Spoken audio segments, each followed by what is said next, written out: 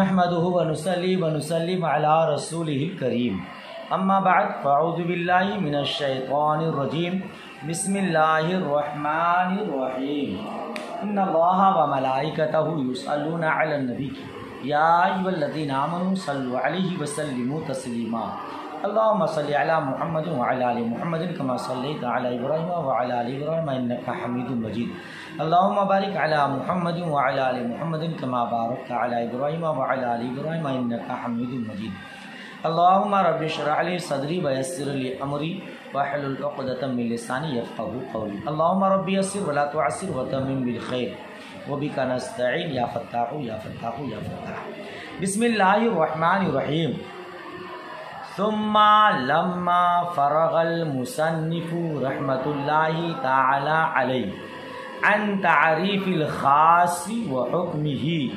وتفريعاته أراد أن يبين بعض أنواعه المستعملة في الشريعة كثيرا وهو الأمر والنهي فقال ومنه الأمر وهو قول القائل لغيره على سبيل الاستعلاء افعل أي من الخاص الأمر يعني مسمى الأمر لا لفظه لأنه يصدق عليه أنه لفظ وضع لمعنى معلوم وهو الطلب على الوجوب. اتنے کا پہلے ترجمہ سمجھتے ہیں پھر مفہوم بتاتا ہوں انشاءاللہ تبارک و تعالی. امید کرتا ہوں اس سے پہلے اسباق آپ نے بغور سماعت کیا ہے، اسے بھی سماعت کریں گے. اللہ پاک کی بارگاہ میں دعا ہے مولا کریم اپنے حبیب کریم کے صدقے آپ کو اعلیٰ ترین کا ذہن عطا فرمائے، قوت حافظہ میں اضافہ فرمائے، مزید علم نافع عطا فرمائے. آپ کے صدقے مجھ حقیر سراپا تقصیر سراپا خطا کو بھی علم نافع عطا فرمائے. آمین ثم آمین. ایک گزارش آپ کی بارگاہ میں حتی الامکان صحیح اور درست پڑھانے کی کوشش کرتا ہوں، اس کے باوجود ہو سکتا ہے کہیں کچھ خامی رہ جائے، غلطی رہ جائے، آپ کو کہیں سمجھ میں نہ آئے تو آپ کمنٹ کیجئے گا، انشاءاللہ تبارک و تعالی اس کو سمجھانے کی کوشش کروں گا. ترجمہ دیکھیے پہلے اتنی عبارت کا اور اس کا مفہوم سمجھیے. بسم اللہ الرحمن الرحیم. ثم لما فرغ المصنف عن تعریف الخاص، پھر جب مصنف علیہ رحمہ خاص کی تعریف، اس کے حکم اور اس کے تفریعی مسائل سے فارغ ہو چکے، اس کے تفریعی مسائل سے فارغ ہو چکے تو اس کی بعض ان قسموں کو بیان کرنے کا ارادہ کیا جو شریعت میں کثرت کے ساتھ استعمال ہوتی ہیں. ٹھیک ہے، اب اس سے پہلے خاص کی تعریف آپ نے پڑھی، خاص کا حکم پڑھا، احناف اور شوافع کے درمیان کچھ مسائل میں اختلاف، ان اختلافات کو آپ نے پڑھا، ان کے فروعی مسائل سے آپ فراغت حاصل کر چکے، فارغ ہو چکے. تو اب مصنف علیہ رحمہ خاص کے بعد ان قسموں کو بیان کرنے کا ارادہ فرماتے ہیں جن کا استعمال شریعت میں کثرت کے ساتھ ہوتا ہے. شریعت میں ان خاص قسموں کا بیان بہت زیادہ ہوتا ہے، ان کو بیان کرنے کا ارادہ فرمایا. کہتے ہیں وہ الامر والنہی، اور وہ امر و نہی ہے، یعنی امر اور نہی کا استعمال شریعت میں کثرت کے ساتھ ہوتا ہے.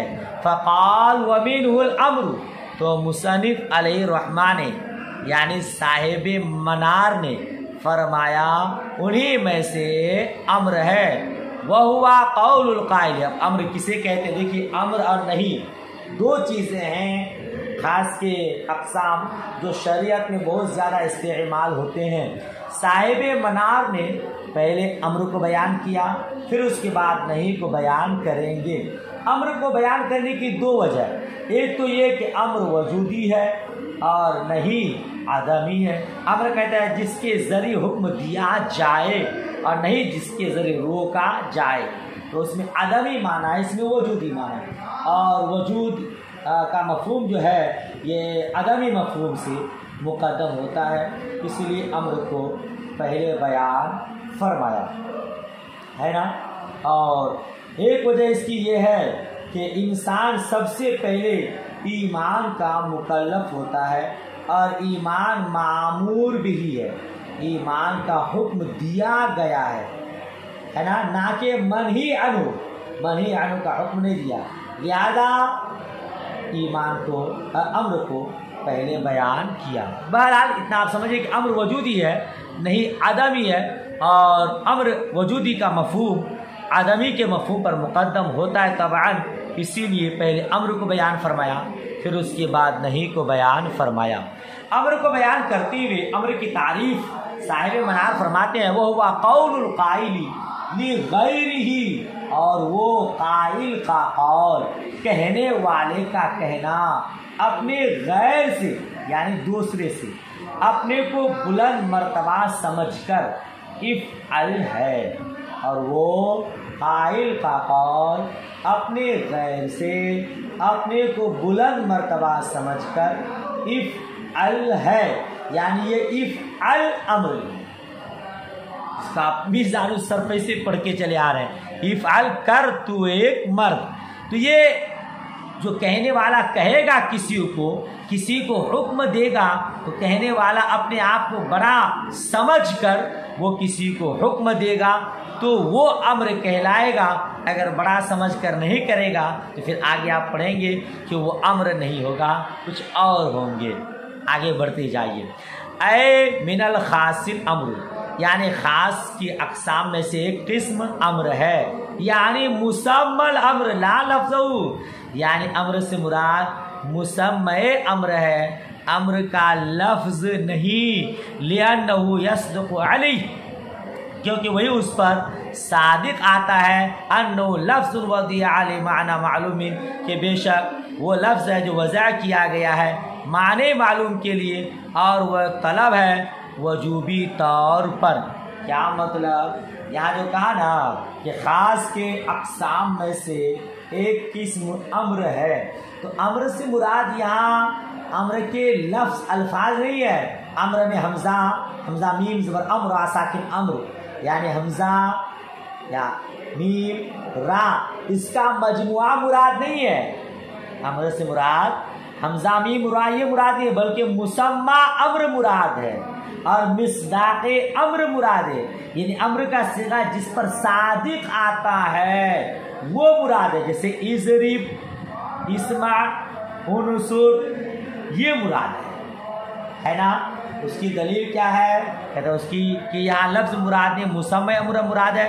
دلیل یہاں کہ امر سے لفظ امر مراد نہیں ہے، اس کا مجموعہ مراد نہیں ہے، بلکہ مسمى امر مراد ہے، کیونکہ خاص کی تعریف ہے لفظ وضع علی معنی معلوم، وہ لفظ جو وضع کیا گیا معنی معلوم کے لیے۔ یہ تعریف لفظ امر پر صادق نہیں آتا ہے، بلکہ مسمى امر پر صادق آتی ہے۔ یہ تعریف امر کے الفاظ پر، حمزہ میم را پر نہیں، بلکہ امر کے صیغہ پر، اور امر کا صیغہ جس پر صادق آتا ہے اس پر یہ تعریف صادق آتی ہے، لہذا مسمى امر مراد ہے۔ تو امر کا معنی کیا پڑھے آپ؟ قائل کا قول اپنے غیر کے لیے، صیغہ افعل ہے وجوبی، اور وہ ہے طلب وجوبی طور پر، یعنی امر کا صیغہ افعل کر تو ایک مرد، تو مطلب یہ ہوتا ہے کہ جس کو آمر حکم دے رہا ہے اس سے وجوبی طور پر وہ کام طلب کر رہا ہے، یعنی اب حکم دے دیا تو مامور کو اس پر عمل کرنا ضروری ہے، جس کو حکم دیا اس کو عمل کرنا ضروری ہے، یہ امر کا مفہوم ہے نا، جس کے ذریعے کسی کام کا حکم دیا جائے۔ اب حکم دینے والا اس صیغہ کے ذریعے جس کو حکم دے گا، جس شخص کو حکم دیا گیا اس پر عمل کرنا ضروری ہے، یعنی جس کام کا حکم دیا ہے اس کا ادا کرنا ضروری ہے، یہ امر کا معنی ہے۔ آگے بار دیکھیے، والقول مصدر युरादु बिहिल मक़ूल लिअन्न अल-अम्रा मिन अक़सामिल अल्फ़ाज़ि व हुवा जिन्सुन यशमलु कुल्ल लफ़्ज़िन व हुवा क़ौलुहु अला सबीलिल इस्ति'लाई यख़रुजु बिहिल इल्तिमासु व दुआउ व बक़िया फ़ीहि नह्यु दाख़िलन फ़ख़रजा बिक़ौलि इफ़अल। आगे की इबारत का मतलब समझिए। और क़ौल वल क़ौल मस्दर, और क़ौल ये मस्दर है, क़ौल मस्दर है जिससे मुराद मक़ूल है, क्योंकि अम्र अल्फाज के अक़साम में से है। अक़साम, अम्र अल्फाज के अक़साम में से है। क्या मतलब इस इबारत का? वल क़ौलु मस्दरुन युरादु बिहिल मक़ूल। हाशिया नंबर 1 है कि इसका एक एतराज़ का जवाब है। एतराज़ क्या है? अम्र की तारीफ़ साहिब मनार ने की, वह हुआ क़ौलुल क़ाइल, और वो काइल का कौल। ये हुआ ज़मीर है, ये ज़ात के कबील से, और कौल मस्दर है। आप बहुत दफ़ा इसको पढ़ चुके होंगे कि मस्दर वस्फ़े महज़ होता है, और वस्फ़े महज़ का हमल ज़ात पर दुरुस्त नहीं। एतराज़ होता है हुआ ज़मीर व हुआ क़ौलुल क़ाइल, हुआ ज़मीर है, ये ज़ात के कबील से है, और कौल मस्दर है, और मस्दर वस्फ़े महज़ होता है। वस्फ़े महज़ का हमल ज़ात पर दुरुस्त नहीं, लिहाजा इबारत वह हुआ क़ौलुल क़ाइल कहना दुरुस्त नहीं।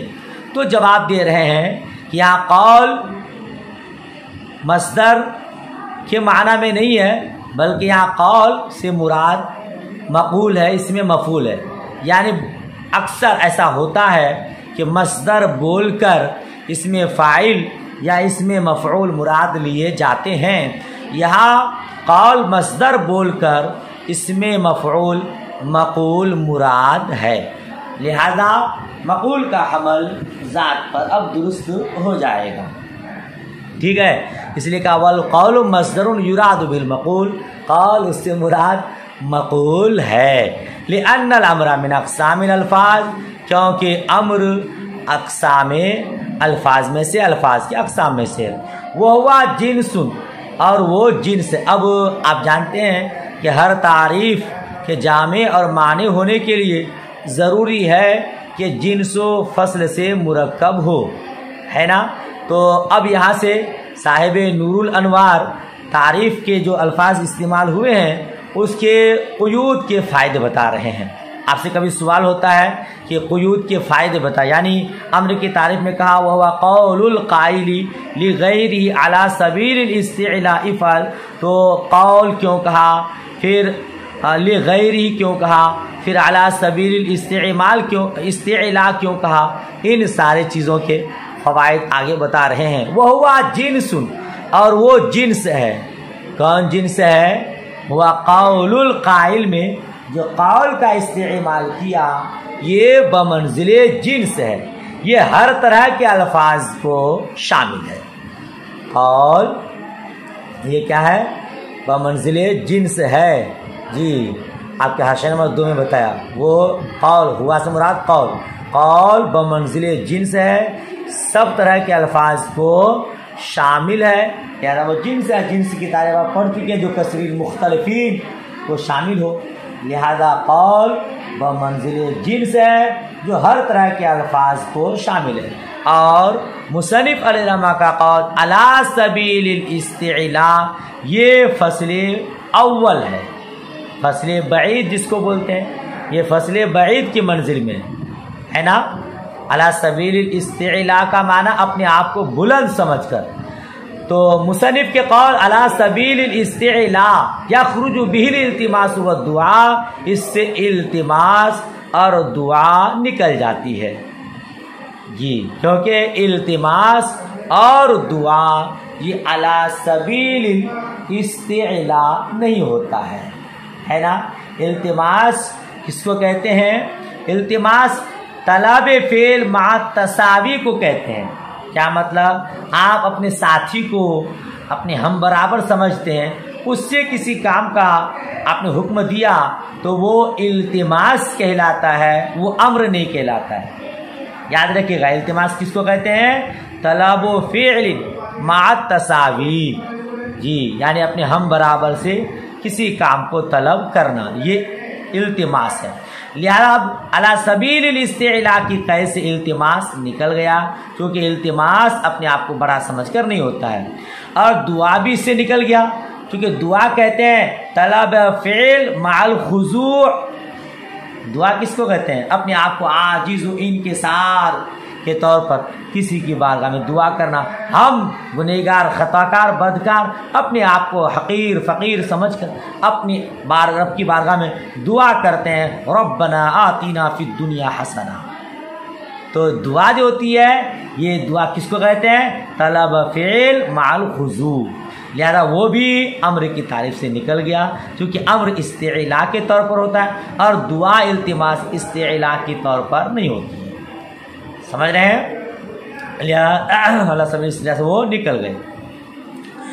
کہتے ہیں وہ بقیہ فی نہیں، اور اس میں نہیں باقی رہی، کیونکہ نہیں امر کہتے ہیں، امر بھی علی سبیل الاستعلاء ہوتا ہے اور نہیں بھی علی سبیل الاستعلاء ہوتی ہے نا، مگر امر کسی کام کا حکم دینا ہوتا ہے اور نہیں میں کسی کام سے روکنے کا حکم ہوتا ہے۔ تو کہتے ہیں وہ بقیہ فیہ نہیں، اس میں نہیں باقی رہی، کیونکہ وہ بھی اعلیٰ سبیل الاستعلاء ہوتا ہے۔ فخرج بقول افعل، تو وہ مصنف علیہ رحمہ کے قول افعل سے نکل گئی، چونکہ نہیں میں افعل نہیں ہوتا ہے، نہیں میں لا تفعل ہوتا ہے۔ سمجھ شریف میں بات آئی؟ یہ تعریف کے الفاظ جو استعمال ہے اس کے قیود کے فائدے ہوئے۔ اب آگے دیکھیے، والمراد بقوله افعل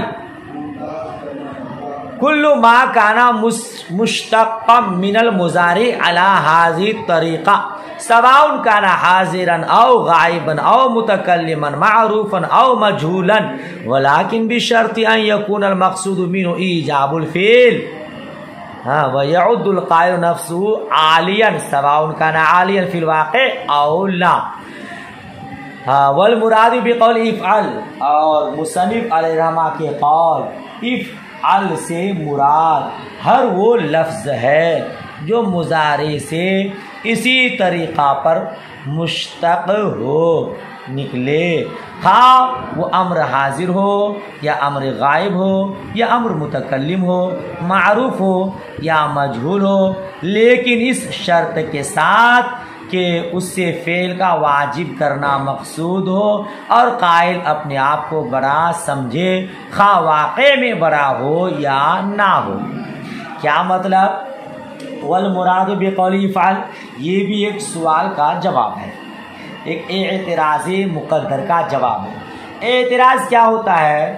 مصنف علیہ رحمہ کے نے جو امر کی تعریف بیان کی ہے، وہ امر کی تعریف امر کے تمام افراد کو جامع نہیں ہے، یعنی امر کے تمام صیغوں کو شامل نہیں ہے، کیونکہ جو تعریف کی ہے قائل کا قول افعل ہے نا، یہ نہ ہے تو افعل یہ صیغہ واحد مذکر حاضر ہے، خالی امر حاضر، اسی پر خالی تعریف صادق آ رہی ہے، امر غائب کو شامل نہیں ہے، متکلم کو شامل نہیں ہے، کیونکہ امر غائب میں قائل کا قول لیفعل ہوتا ہے، افعل نہیں ہوتا ہے جی، اور متکلم میں لیفعل ہوتا ہے، جمع متکلم میں لنفعل ہوتا ہے، حالانکہ امر غائب اور امر متکلم بھی امر ہوتے ہیں۔ اعتراض سمجھ میں آیا؟ تعریف آپ نے پڑھی، وہ قائل کا قول اپنے غیر کے لیے استعلاء کے طور پر افعل، تو امر خالی افعل ہی تو نہیں ہے، لیفعل بھی امر ہے، لتفعل بھی امر ہے، لافعل بھی امر ہے، لنفعل بھی امر ہے، یہاں خالی صیغہ واحد مذکر حاضر کا صیغہ استعمال کیا بس، تو کیا دوسرے امر نہیں ہے؟ دوسرے بھی ہیں، لہذا آپ کی تعریف جامع نہیں ہے، یہ اعتراض ہے۔ مصنف علیہ رحمہ کی تعریف جامع نہیں ہے، تو اس کا جواب دیا کہ یہاں امر سے مراد ہر وہ لفظ ہے جو مضارع سے اسی طریقہ پر مشتق ہو، خواہ امر حاضر ہو یا غائب ہو یا متکلم ہو۔ ٹھیک ہے نا. ہاں مقصد یہ ہے کہ فعل کا واجب کرنا، افعال کے ذریعے لیفعل، لتفعل، لافعل، لنفعل، یہ جتنے بھی صیغے امر کے ہیں سب سے مقصود یہ ہے کہ جو طلب ایک کام، جس کام کا حکم دیا جا رہا ہے، جس کام کو طلب کیا جا رہا ہے اس کا کرنا واجب ہے. بات سمجھ میں آ رہی ہے؟ اور پھر کیا کہا؟ قائل اپنے آپ کو بڑا شمار کرے، خواہ حقیقت میں بڑا ہو یا نہ ہو، ہے نا، لیکن وہ اپنے آپ کو بڑا سمجھے تو جا کر کے وہ امر فعل کو واجب کرے گا. ٹھیک ہے، آگے دیکھیں تو کیا کریں؟ وَلِهَذَا نُسِبَ إِلَى سُوءِ الْأَدَبِ إِن لَّمْ يَكُنْ عَالِيًا، اسی لیے تو اس کی طرف سوء ادب منسوب کیا جاتا ہے اگر وہ بلند نہ ہو. جی، وَلِهَذَا نُسِبَ إِلَى سُوءِ الْأَدَبِ، اسی لیے تو اس کی طرف سوء ادب یعنی بے ادب. سوء ادب کا معنی غلط ادب والا، بد ادب، سو معنی بد ہوتا ہے، بد ادب تو بے ادب جس کو بولتے ہیں. اسی لیے تو اس کی طرف بے ادبی منسوب کیا جاتا ہے کہ بھائی اگر بڑا آدمی نہیں ہے اور وہ کسی کام کا حکم دیتا ہے تو کہے گا بڑا بے ادب ہے یار، چھوٹا ہو کر کے بڑے کو پر حکومت جتاتا ہے، بڑے کو کام بتاتا ہے نا. تو اسی لیے لہٰذا اپنے آپ کو بڑا سمجھ کر ہی، کوئی بھائی عمر میں بڑا نہیں ہے لیکن اس کا مقام و مرتبہ بڑا ہے. بہت سارے اساتذہ ایسے ہوتے ہیں کہ دیکھنے میں بہت چھوٹے لگتے ہیں، اس سے بھی عمر دراز شادی شدہ طلباء ہوتے ہیں. بہت ساری ہماری محترمہ ماشاءاللہ ایسی بھی ہیں جو ماں بننے کے بعد بھی عالمہ بننے کی خواہش مند ہوتی ہیں، اور ماشاءاللہ کئی ایک محترمہ ہمارے یہاں ماں بننے کے بعد عالمہ فاضلہ بنی ہیں. تو وہ عمر میں بھلے بڑی ہیں لیکن مقام و مرتبہ میں، کوئی چھوٹا استاذ ہے عمر میں لیکن مقام و مرتبہ میں بڑا ہے تو وہ بھی حکم کر سکتا ہے. لہذا اس کا حکم دینا بے ادبی شمار نہیں ہوگا. سمجھ رہے ہیں؟ لہذا بڑا سمجھ کر ہی کسی کو حکم دیا جا سکتا ہے، ورنہ چھوٹا کوئی بڑے کو حکم دے تو وہ بے ادب ہوتا ہے. وَبِمَا ذَكَرْنَا إِن دَفَعَ مَا قِيلَ إِنَّ أُرِيدَ بِهِ اصطلاح العربیة فلا حاجة إلى قوله على سبيل الاستعلاء لأن الالتماس والدعاء أيضا أمر عندهم.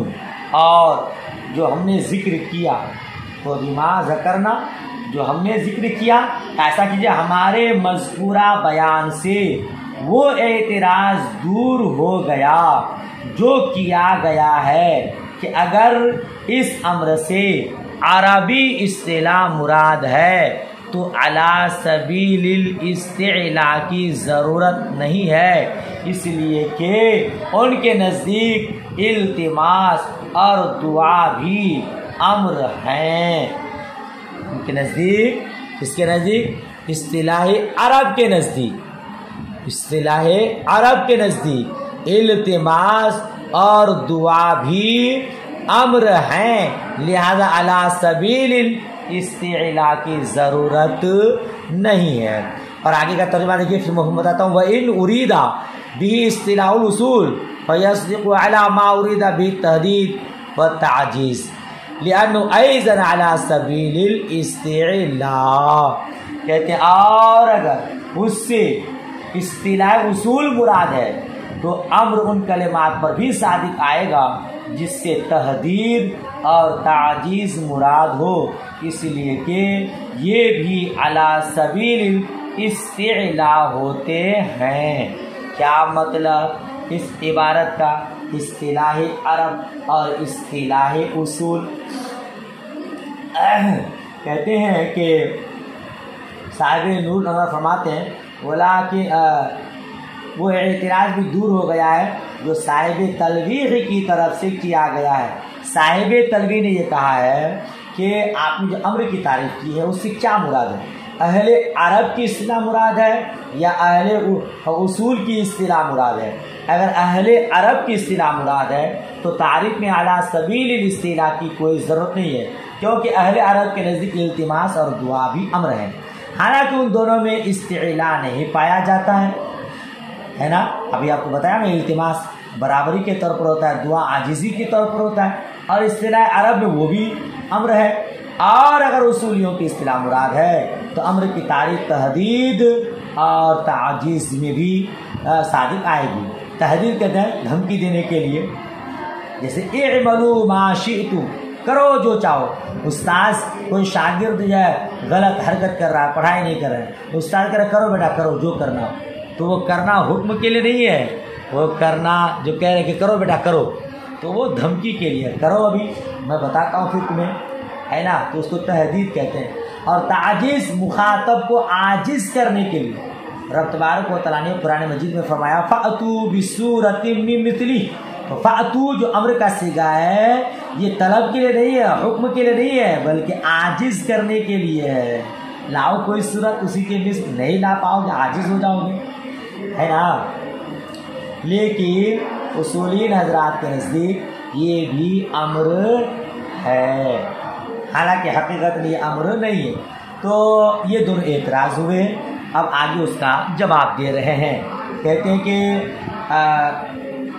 उसका जवाब देते हुए आगे फरमाते हैं कि वज़ालिका लिअन्ना नतकल्लमु अला इस्तिलाहिल उसूली व लैसल मक़सूदु मुजर्रदुल इस्तिलाह बल इल्ज़ामुल फ़िअली वज़ा ला यस्दक़ु इल्ला अलल वजूब बखिलाफ़ तहदीद व ताजीज़ व नहविहुमा। कहते हैं हमारे मज़कूरा बयान करदा इबारत से बयान करदा मफ़हूम से ये दोनों एतराज़ ख़त्म हुए। वो दोनों एतराज़ कैसे ख़त्म हुए? इसलिए कि हम उसूलियों की इस्तिलाह मुराद लेते हैं जी। वज़ालिका लिअन्ना नतकल्लमु अला इस्तिलाह उसूल, वो इसलिए कि हम इस्तिलाह उसूल पर गुफ्तगू करते हैं, कर रहे हैं। और यहाँ महज इस्तिला मकसूद नहीं है, बल्कि फ़ेल को लाजिम करना मकसूद है। और ये नहीं सादिक आता मगर वजूब पर बरखिलाफ तहदीद ताजीज़ वगैरह के। क्या मतलब भाई, हमने पहले ही कहा कि सीगा इफ़अल है और उससे मकसूद क्या है, फ़ेल को लाजिम करना है। तो हमारी गुफ्तगू इस्तिलाह अरब पर नहीं है, इस्तिलाह उसूल पर है। और ये तारीफ आप करें कि अगर इससे उसूल की इस्तिलाह पर बात करेंगे तो तहदीद और ताजीज़ पर भी सादिक आएगी, तो उस पर सादिक नहीं आएगी, क्योंकि खाली इस्तिला मकसूद नहीं है, बल्कि फ़ेल को वाजिब करना मकसूद है, लाजिम करना मकसूद है। और तहदीद में ताजीज़ में मुखातब पर फ़ेल को लाजिम करना मकसूद नहीं होता है, बल्कि तहदीद में धमकी देना मकसूद होता है, डराना मकसूद होता है। और ताजीज़ में आजिज़ करना मकसूद होता है। लिहाजा हमने जो पहले कहा लाकिन बिशर्त अन यकूनल मकसूदु मिनहुल ईजाबुल फ़ेल, इस इबारत से ये दोनों एतराज़ दूर हो गए। ठीक है, पूरी बात समझ में आ गई। बखिलाफ तहदीद व ताजीज़ व नहवीहिमा, बरखिलाफ तहदीद और ताजीज़ और उन दोनों के, व नहवीहिमा से क्या मुराद है? हशिया 16 में लिखा व नहवीहिमा कल इबाहत, जैसे इबाहत ये भी इससे दूर हो गया। इज़ा हल्लल्तुम फस्तादू, जब तुम इहराम खोलो तो शिकार करो, या फस्तादू अम्र का सिगा इबाहत के लिए है, ये भी क्या कहते हैं अम्र में दाखिल नहीं है। अम्र इफ़अल है अपने आप को बुलंद समझकर, और उससे मकसूद फ़ेल को वाजिब करना होता है। उम्मीद करता हूँ पूरा सबक आपको समझ में आ गया होगा। उसके बावजूद कहीं कोताही मुझे हकीर से रह गई हो, आप कमेंट कीजिए, इंशाअल्लाह तबारक व तआला उसको समझाने की कोशिश करूँगा। अल्लाह पाक आसान फरमाए, आला तरीन की कामयाबी अता फरमाए। आमीन सुम्मा आमीन।